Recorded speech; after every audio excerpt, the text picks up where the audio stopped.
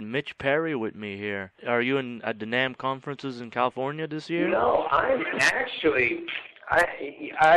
actually in Vegas this weekend. We're I know I should be responsible in Vietnam, but we had this vacation plan for a while. We're seeing my parents in Vegas tonight, and then going to Zion for the rest of the weekend. Oh, so you're missing the big NAMM stuff. Yeah, I've gone pretty much almost every single year since 1979. So, wow. I'm missing it a little bit, but at the same time, I still think the amp and guitar I saw there was a Marshall and a Les Paul, and they still are. So, Mitch, what you been up to lately with your career? Oh, quite a bit. This last summer I was on tour with John Payne's Asia, not to be confused with the original guys. I am in the middle of recording a solo album that Mike Klink is producing. And just all sorts of, sessions for various different people in L.A. I just did one yesterday. Andy Johns is producing for Willie Bass, and James Kotek from the Scorpions, and Sean McNabb played on it. I just did a Christmas album, a track on a Christmas album that Kenny Aronoff, who does the Zepp set with me in L.A., he played on, and other people on the tracks, or other people on the album who gave tracks for Billy Idol, Jackson Brown, Sheila E., Little Feat. So it's a pretty cool record to be on. You play with Kenny Aronoff often? Quite a bit. When he's not out on the road with Fogerty or Mellencamp, or Joe Cocker, for that matter. He's been out with all three of those guys. We have a thing that we do every week in L.A. called the Zepp Set. Sean McNabb again, and myself, and Kenny will play when he's in town. And we're very fortunate. The band's a really, really kick-ass band. So it's a lot of fun for the guys who play, and it's not like a tribute band so much. It's just kind of, if you grew up loving to play Zeppelin songs, we play them, we'll take 30 minutes to jam out a song, not just by playing solos over the same changes, but kind of going to all different places like Zeppelin did back when, they were in their heyday.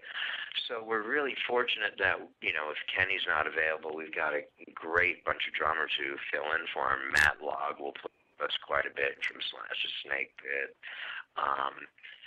Let's see who else. James Kotek again, Frankie Benelli, all sorts of guys. Ray Luzier. We've been really fortunate with having good drummers for that.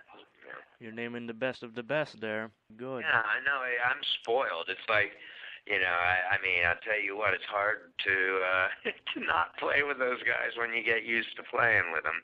And Kenny's just a monster. He did the drums, and Chris Chaney did the bass on the record that I'm doing, that Mike Klink is producing. And it's just some really, really cool stuff. They did awesome work on it. So, Mitch, going back to your early days in music, because you've been playing for a little while now, you replaced Randy Rhoads for Quiet Riot, probably after Greg Leon? Yeah, absolutely, man. Very good. You do your research. Yeah, it's really funny. I had moved out to L.A. At the beginning of 1980. Pat Thrall got me a job with Alphonso Johnson, and funnily enough, that the drummer in that band was Vinny Appice right before he was going to Black Sabbath. In between Axis and Black Sabbath for Vinny, but. Anyway, when that band suddenly was dropped, there was a big shake-up that summer at Elektra, which was the label we were signed to. I really hadn't done too much as far as networking in L.A. I knew I didn't want to go back to Florida. And the guy at the Guitar Center says, well, you should join Quiet Riot. They're bigger than Van Halen here. And I'm like, well, that sounds good. And funnily enough, we called Rudy Sarzo up from the Guitar Center. He was a friend of the salesman, and Rudy wasn't playing with them anymore. He had joined Angel, but he gave me Kevin's number, and Kevin and I talked. And Kevin had just done one gig with Greg Leon, and so he was interested in putting a second guitar player in. Two guitar players, not really a second guy, but in number. We got together and rehearsed and everything, and I wound up doing the show. At that time, Drew Forsythe was still the drummer from the original Quiet Riot, and the bass player was Gary Van Dyke, who was from a band called Virgin. But we did some shows with, I believe it was Smile and A La Carte at the Starwood. So I basically was one guitar player after Randy there. Funnily enough, I played on a demo that Kevin did that summer, and got together with him and Randy. There was one time I ever actually met Randy, and Randy had listened to one of the solos that I played on it, and it was funny. It was a song called what was it on the tape? I forget. It became Party All Night. It was Keep on Rolling on the tape. Okay. But the lyrics became Party All Night. I think it was on the second Quiet Riot record. I did that. I also did the piano intro to Bird on his demos for that. Wow. And how was it to meet Randy Rhoads back in that day? He was in Ozzy Osbourne. At that time, it was before he'd become a huge legend. So it's just like meeting another one of your friends. He was a great guy. I don't really remember too much about it. It was only night, but he was a very nice guy, and as history shows, a great guitar player. It's so great, that you play with Quiet Riot, and you made history in that way. Is anybody remembering this at all? Like, are you getting the credit? Funnily enough, Frankie Vanelli, knows he and I crack up about it all the time when we do our shows. Because he was playing with Michael Monarch back then. We all knew each other. It was just one. When you look at all the bands in the 80s that went on to do things, the guys in Rat, the guys in Motley, I've got a funny story. Nicky had come up to me when they were looking for a singer for Motley. Wow. And, he goes, I know you play guitar, but we already have one. You think about singing? And funnily enough, here I am singing on my record 30-odd years later. He was obviously a lot smarter than I was. So Nicky Six actually wanted to hire you as Motley Crue vocalist? Well, no, I wouldn't go that far. He when he was looking for singers, he goes, you got great hair. If you take some singing lessons, it might be real cool. And at that time, I was just, come on, get serious. I'm a guitar player. And I was going to play with Glenn Hughes at about that time. So, which way would you have gone at that? Yeah. At that time, playing with Glenn was also, just an education. Because he's such a brilliant musician. But look where Motley Crue ended up in the future. Yeah, well, there's plenty of those stories in my past. I almost wound up in Skid Row, almost wound up doing the solos on the Cinderella record at one point. He even met with those guys and Derek Shulman up in his office. But we ended up at the time frame that they wanted to do that. We ended up getting some Heaven shows with Dio on the road, and obviously that was a band that I had joined as a member, so that was a priority, and never did the Cinderella things. But I was also the first guitar player hired to replace Steve Vai and David Lee Roth. That lasted for about 3 weeks. So you're actually in David Lee Roth group? Yes. What year was this when you were in David Lee Roth? This was the very time when Vi went to Whitesnake. Wow. It was really funny because earlier that, yeah, at the NAMM show, funnily enough, that year, Vivian knew what was coming and came up to me and said, you know, I think you're going to get a call from Whitesnake. You know, I toured with them with MSG earlier the previous year. And, you know, and I was playing in a band with Rudy and Tommy when they did the video and then ended up joining the band. And that's what disbanded the lineup of me, Rudy, and Tommy. So, you know, it made a lot of sense that I was going to get that call. And, I mean, I was hoping I would. That was very, at the time, I mean, it would have been one of my favorite bands. And then I hear one day that Steve Vai's a new guitar player, and I'm like, huh? You know, I didn't see that coming. And shortly after that, I get a call asking if I wanted to go down and play with David. And I learned a couple of Van Halen songs and a couple of Ross solo songs, and ended up the gig for a while, and I think I was just a little too opinionated at rehearsals. Okay. Ended up losing it shortly thereafter, but funnily enough, any of the stuff that I did with them never made it to album anyway. A lot of stuff changed. They had a guy named Rocket Rashad after me for about 7 months, and then, you know, I believe they brought the producer down, and he had them get rid of Rocket, had them ditch all the songs, and the producer brought Jason Becker in. You know, the rest I think you know from that. Who's the Rocket guy again? Rocket Rashad, he was a guitar player, a very good guitar player actually, but at that time he had played with Cher. Okay. And funnily enough, I ended up doing that Cher tour a couple of years after that. You kept yourself busy in the day. Yeah, well, you know, Wow. we had to eat. Yeah, and another thing here, Mitch, you replaced Yngwie J. Malmsteen in Steeler also? Was it Yngwie J. Malmsteen or was it Yngwie Malmsteen? I forget which one. That's my, you know, this Spinal Tap joke. It's a good thing he says J, not to confuse him with all the others. Yeah, funnily enough, you talk about being in strange places. Mark Scott, who is a friend of Tommy Aldridge's from Texas, basically was living on my couch when he joined Steeler in L.A., and I remember the night they went to the airport to pick Yngwie up, and I met him, you know, not, you know, knowing nothing of what was to come.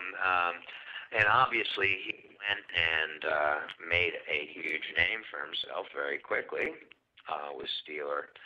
And when he left, I mean, I'd had a band at that time called Dutch Courage, which was Randy Castillo on drums and Ralph Mormon from the Joe Perry Project on vocals. And it was a great band. We couldn't get arrested, so they asked me to do some Steeler shows when Yngwie left, and I said, certainly, you know, I mean, because we went from playing for all our friends at Wong's to headlining and, you know, and selling out 4 nights at the Country Club, which was huge back in the day. And did you ever meet Yngwie J. Malmsteen or the Yngwie Malmsteen ever? The very night he came to America, and many times after.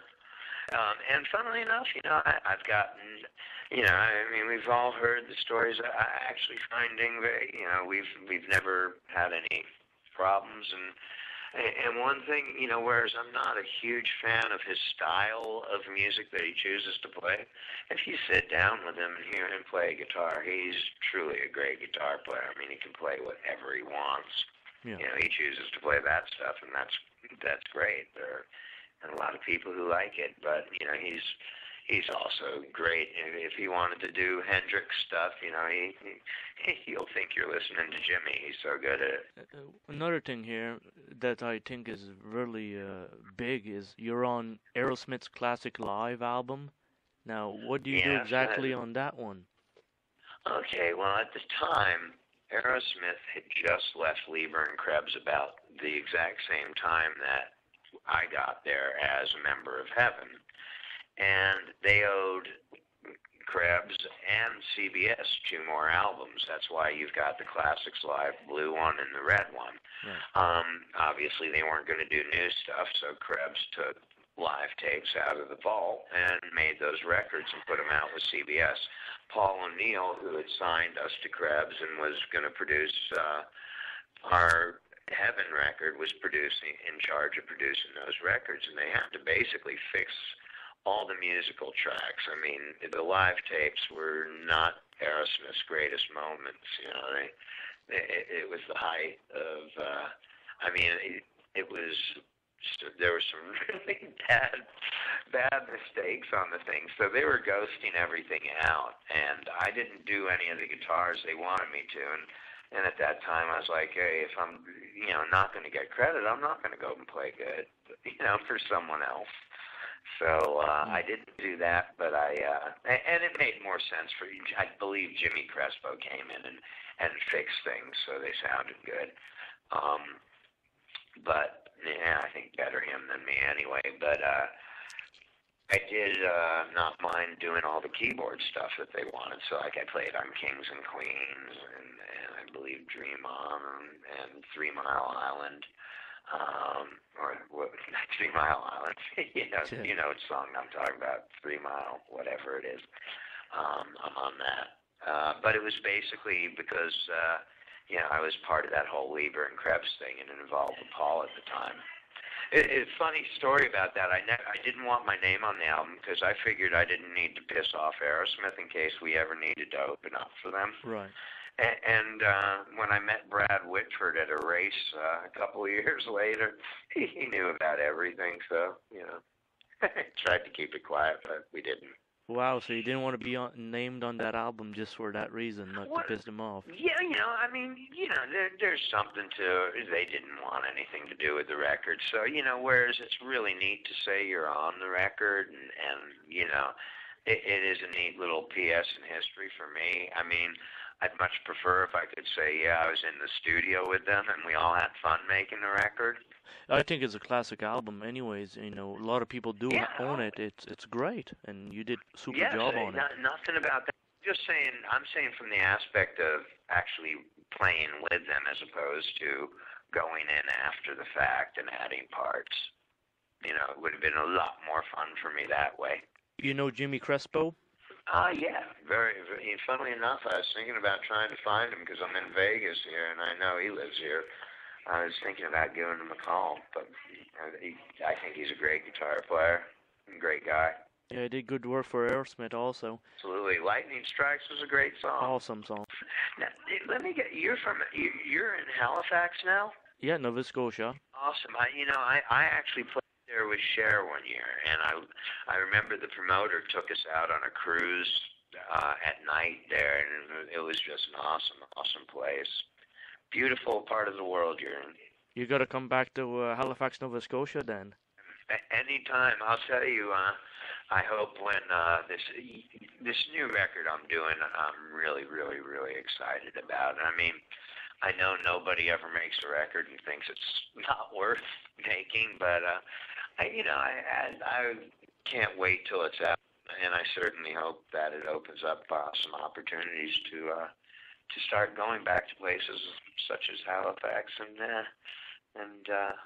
other places as well, and just get out there and start, doing proper touring with my own music as opposed to playing for other bands. Mitch, I have to say you have an extraordinary memory inside there. It's like you know everything. Tell you, I wish I did. Oh, so you probably should know more then.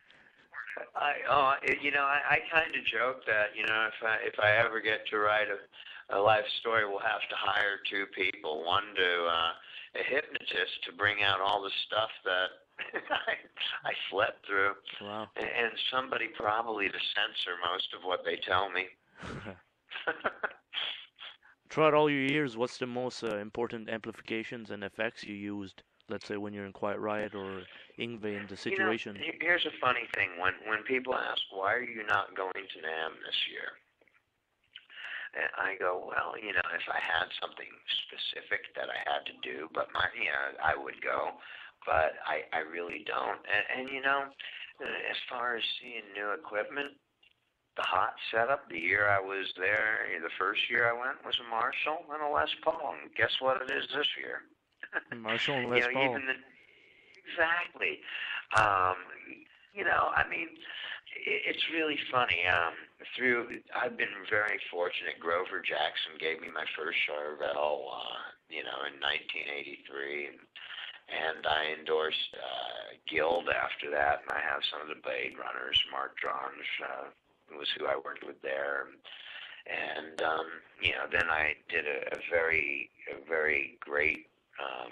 Had a relationship with BC Rich, and Bernie Rico was just one of, you know, not only a great guitar builder, but he was a really great friend. I mean, that was like a second family, all the people who worked there. And I love those guitars. But funnily enough, I don't play hardly anything live at this point except my 1977 Les Paul Pro, which I bought new off the shelf in 1978. I mean, you know, I've got all these guitars that I've gotten through the years, and they're all neat. But I love my original Les Paul, which I probably never touched once during the '80s. But you know, I still kept it, and it's my favorite guitar now by far. And you play with Randy Castillo, you mentioned earlier. Yeah, we actually met and joined a new wave band called Code Blue that had been signed to Warner Brothers, and I left that and started Dutch Courage, and fun, you know, that's how I was actually dating Lita Ford. Not dating, we were just working out, and she came to my rehearsal of Dutch Courage, saw Randy, and Randy ended up joining her band. Hmm. And, you know, the rest is history from there. But Randy was one of my first friends in L.A. You know, I mean, really, really good friends. And so, yeah, we played together. I've got some interesting pictures. We both had long hair, and we both got new wave haircuts when we joined Code Blue. Huh. I looked ridiculous. Randy looked a little bit than I did, but... Yeah. They're cool photos. You know, I miss that guy a whole lot. Yeah, he's a legendary drummer and Yeah, I excellent mean, you know, style. and he was one of the best ever. But for as great as he was a drummer, he was even a better person. Yeah. You know, and I mean that truly. You know, obviously we were all having fun back then, and you know, there's a lot of great people. There are very few genuinely super special people who you just really couldn't find a bad thing to say about. You know, no matter how hard you try. And he's one of them. Mitch Perry, you're a pleasure to talk to, the source of so much valuable information. Wow. You know, you taught me a lot tonight. Well, thanks.